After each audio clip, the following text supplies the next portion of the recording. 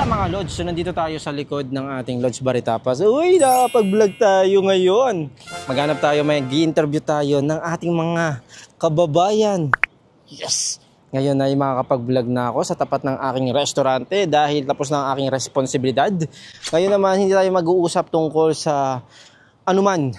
Hindi tungkol sa event, hindi tungkol sa restaurante, hindi tungkol sa insurance. Mag-uusap tayo. Kakamustahin natin yung mga kababayan natin kung kamusta ang buhay nila dito sa Spain at kung masaya ba ang buhay dito sa Spain. At syempre gagamitin natin ang ating mic. Dalawa yan oh. Mamaya isa-isa kanila. Natanungin natin kung kamusta yung buhay nila dito sa Spain. Kung masaya ba dito, gaano kasaya dito sa Spain. So tara, maghanap tayo ng ating may interview. Sana naman may interview tayo, di ba? Meron tayong mga kababayan na nandun sa loob ng ng restaurant. Hindi ko alam sila mastorbo. Syempre kumakain, baka mamaya magalit sa akin. Interviewin ko kayo! Ayun, meron kababayan dun. Interviewin ko kayo, tara! Ang layo kasi nila eh. Nandun sila sa kabilang bayan eh. Interviewin ko sana sila. Kumakaway sila eh. Marami tayong mga kababayan dito na kilala sa akin. Ang pangalan ko ay Lods. Mas kilala nila ako as Lods dito kaysa sa totoo kong pangalan. Kapag nakakasalubong ko sila, ang tawag nila sa akin ay Lods. So, wait lang tayo ng maraming dumadaan dito pero pag magbablog ako, wala nang dumarating. Wait lang. So, habang wala pa akong nakikitang Pilipino dito, magpo-promote na ako. So, ang business namin dito mga Lods sa Spain, meron kaming restaurante, meron kaming padalaan, meron kaming nag-arrange kami ng mga event, nagde-decor kami, then insurance advisor kami mag-asawa dito sa Spain. So ayun yung negosyo namin. Talagang marami na sakop, sanga-sanga na yung negosyo namin. Pero alam niyo ba dati, nagsimula lang din ako sa nag-extra, tawag dito, naghuhugas ng baso nung nagsisimula ako dito, nag-aalaga ng aso. Yun, lahat yun para lang makasurvive. Ang hirap ng buhay din dito dati hanggang sa, alam mo yun, syempre, maniwala ako kapag destiny mo.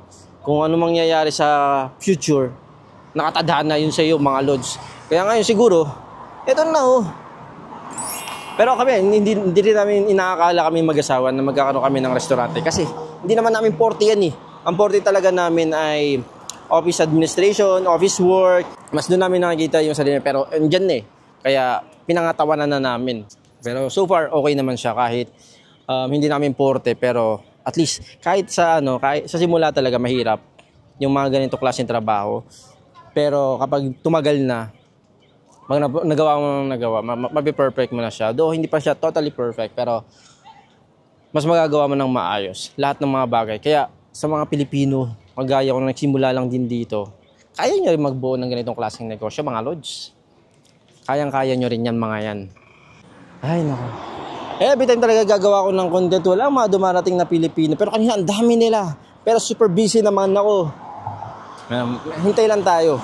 Kapag wala akong nakita dito, maghahanap ako ng mga Pilipino talaga. Doon, maraming Pilipino doon sa bilihan ng ng mga produkto ng Pilipino, marami doon. Mamaya, pag wala akong makita, sugod ako doon. Ito si ate nakita ko. Nagtitinda ng siopaw eh. Hola ate! Kamusta? Pwede kita ma-interview? Baka pwede kita ma-interview. Bye-bye! Nagtitinda yun si ate ng siopaw.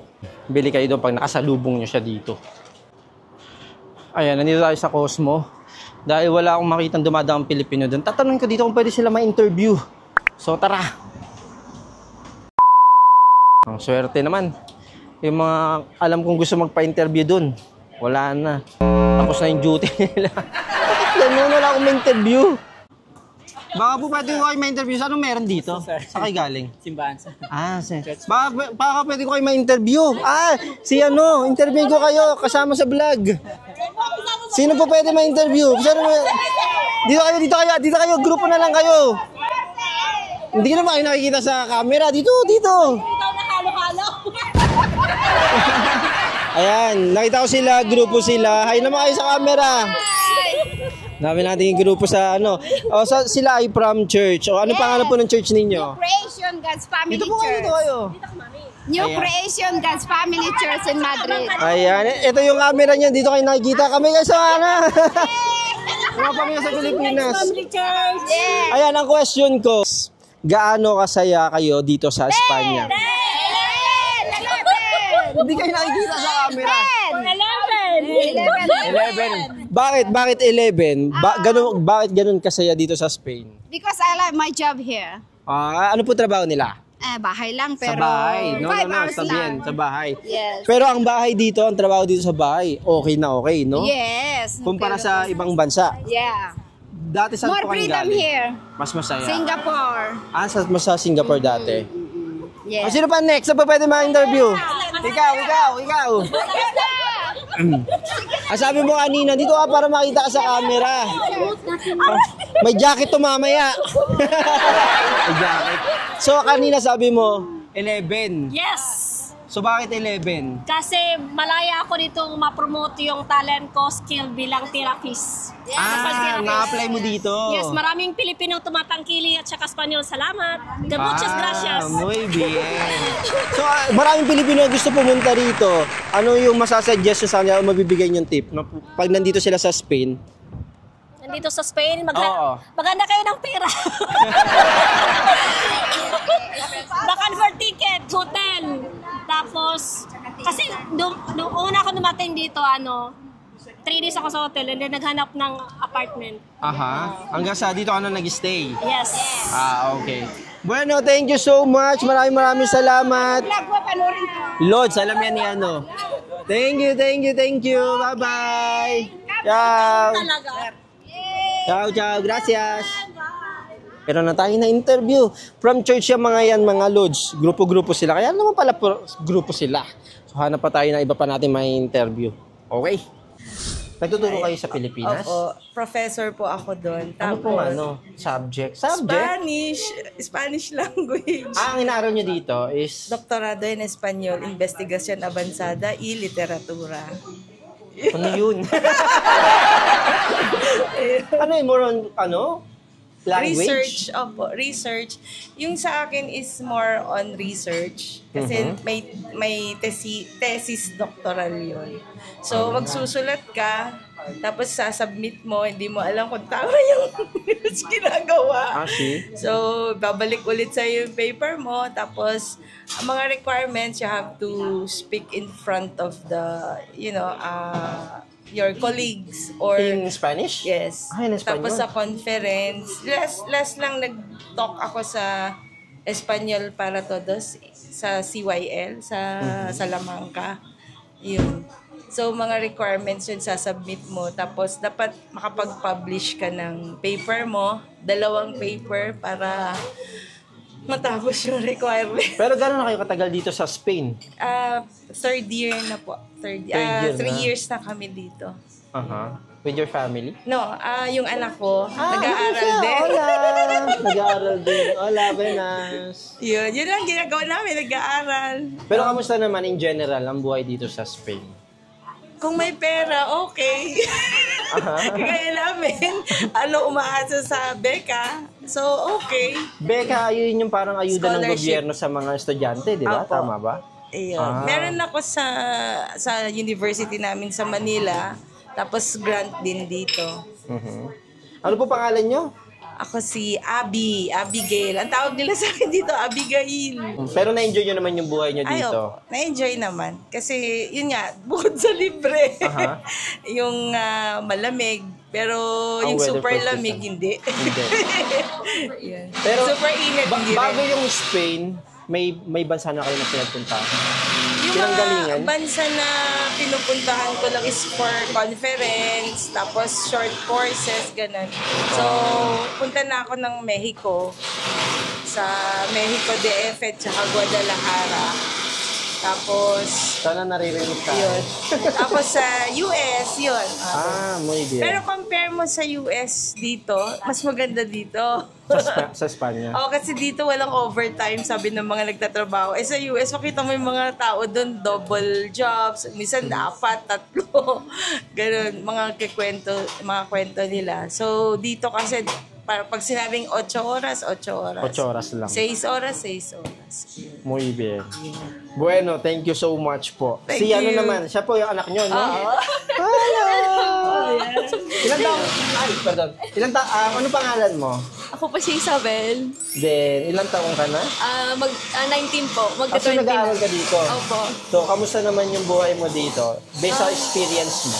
Yung mga first year, medyo malungkot kasi hindi nakakalabas kasi nahihiya with friends, ganun. Pero ngayon naman, okay naman. Saan ka galing? Pilipinas? Pilipinas po. So malaking adjustment yun talaga Opo. sa'yo. Kasi doon ka pinanganak sa Pilipinas. Yes. Kamusta naman yung pag-a-adapt mo dito? Okay naman po. Nung first year lang po talaga yung pinakamahirap. Pero Kasi nag-aaral ka parating- ng Spanish. Opo. Kamusta naman ng Spanish? Depende po. Okay naman po, nakakapagsalita naman po. Kasi Muy bien. doon po sa amin sa Salamanca, puro mga Espanyol po yung mga kasama ko. So, na-practice ko naman po. Mas matututo ka talaga kapag Spanish yung kausap mo. Yes po. Actually, sa experience ko, mas matututo ka kapag ibang lahi talaga yung nakakasama Yes po, mo. yes Kasi kung po. puro Pilipino yung kasama mo. Yun po. magchichikahan lang kayo. Komportable na po. Kasi yun, hindi na po nag-Spanish. Pero nag-enjoy ka naman so far sa Spain. Yes po, yes po. Hindi ka pa talaga dito. Hindi po, sa Salamanca po kasi kami. Salamanca, tapos lipat ka na dito sa Madrid. Madrid. Architecture siya. Oh, wow. Bigatin pala itong mga interview. Hindi ko yung na-explain na dito pala tayo sa loob ng bar makakuha ng bigating mga interview. Bueno, maraming salamat. Po, thank you rin po. Enjoy sa Madrid.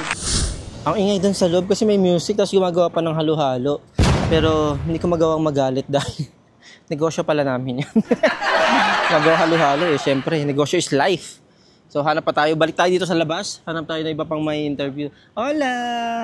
Hola, ganda. Ate, ano po pangalan po ninyo? Ay, Daisy! Daisy? Yeah! Ay, babatiin mo yung anak mo sa Pilipinas. Hindi na nila. Sila. Dito pala. Dito pala sa Spain. Hi! Dito ako, kay Los! Hola! Shoutout ano pangalan ng anak mo? Si Zaira! Si Zaira? Si Zaira in Spain? Zaira in Spain? Yeah! Anak mo si Zaira? Hindi, si Zaira. Wala dito siya. Si. Pero ano pangalan ng anak mo? Zaira. Okay. So ang question ko, from 1 to 10, 10 ang pinaka-highest. Gaano ka kasaya na nakatira ka dito sa Spain? Or yung buhay mo dito sa Spain? Kama ko saya. C, 10 yung pinakamataas. Yung sa experience mo, masaya ba dito sa Spain? Siyempre. 9. 9. Yeah. Bakit 9? Bakit 9? Kasi dito ko na-fulfill yung goal. Yung goal. Yeah. Anong goal yun? Pwede ba Marami. nating malaman? Marami. Gaya ng? Marami. Gaya ng? Napagtapos ko yung mga anak ko. Dahil sa pagtatrabaho niyo dito sa Spain. Kasi napagpatapos ko sila by my own. Mhm.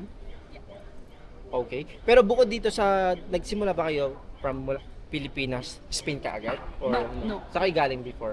Galing ako ng Germany. Ah, Kinuha Germany. Ako ng kapatid ko. Uh-huh. Nagtatrabaho siya sa Spanish embassy. Okay. Then from the Spanish embassy, meron silang kulig doon yung amo niya dahil ambassador yung amo niya. Tapos nangailangan ng nani yung diplomat. So kinuha nila ako direct from the Philippines. So, Mula sa Pilipinas? yeah, direct hired ako. Direct hire Sa dito sa Germany. Germany muna, tapos napunta kayo dito. See. Ah. Then, ayaw mo habang kwento. Akala ko kaya ako kaya ako ito. No, kung compare natin, Germany o Spain, saan mas maganda? Bueno, Germany maganda. Pero como syempre, dati ako dito, nakarating ako ng Spain, mabait sila. Overall, marirecommend nyo ba sa ibang mga Pilipino? Siyempre, maraming Pilipino gusto punta rito. Okay ba, marirecommend nyo ba ang Spain sa mga kapwa natin Pilipino sa Pilipinas? Yes, kasi all over Europe, ito lang yung nagbibigay na residence. Ng residensya. Exactly, no? In 2 years. Dahil- Lalo na ngayon, oo, gumaan see. na yung, yung policy nila, 2 years na lang, hindi na 3 years. Dati 3 Yeah, taon. at saka parang nasa Pilipinas ka lang kasi maganda yung weather. Mhm. Yun ang number 1. So, recommend ko talaga Spain. So, yung mga Pilipino, ano marirecommend nyo sa kanila or mabibigyan yung tip na mga gustong pumasok dito sa Spain? Para dito maghahanap ng oportunidad, anong may bibigyan yung payo sa kanila? Maibibigay ko pa sa Kapag dito na sila nag-stay sa Spain. Bueno, siguro focus kayo sa goal niyo. Focus sa goal. Kasi kapag mag-focus kayo sa goal mo, either by either makukuha niyo. Work hard. And at the same time, kasama si Lord. Hindi ka ng guidance sa kanya. Yun ang number Yun one. mawawala. Yun ang number one. Hindi ka ng guidance sa kanya, before mo gawin yun, hingin mo sa kanya. Then kung will niya yun, ibibigay niya sa'yo. Pero kung hindi niya umin sa'yo, mas may maganda Kung siyang ibigay. naka-destiny sa'yo, Exactly. sa'yo talaga. Exactly. Kung para sa'yo. Exactly. Bueno, maraming salamat. Ayan, maraming salamat. At abangan nyo yung vlog natin mga lods. Ay, panonood. Sayra! Thank you. Anak! Sayra, anak! Minor ka ni Lord. Seto ako. Kulitin ko para sa'yo. So ayan mga lods, nalaman ninyo yung mga sagot natin ng mga kababayan natin. Kaya ikaw kapag nangangarap ka o kung gusto mong masubukan ng pamumuhay dito sa Spain, siyempre wala namang mawawala kung susubukan mo. Basta magkaroon ka ng idea muna, mag-research ka muna about sa paano ang pamumuhay dito sa Spain. At subukan mo. Basta tama yung ginagawa mo. Okay? Bueno, maraming salamat sa inyong panonood. Sa mga na-interview ko, maraming salamat sa participate ninyo. At hanggang sa muli, huwag nyo kakalimutan na mag-follow at mag-subscribe sa aking mga social media accounts, Facebook, TikTok, and YouTube. Ayan, maraming salamat again. And sa luwag mga lods. Ciao!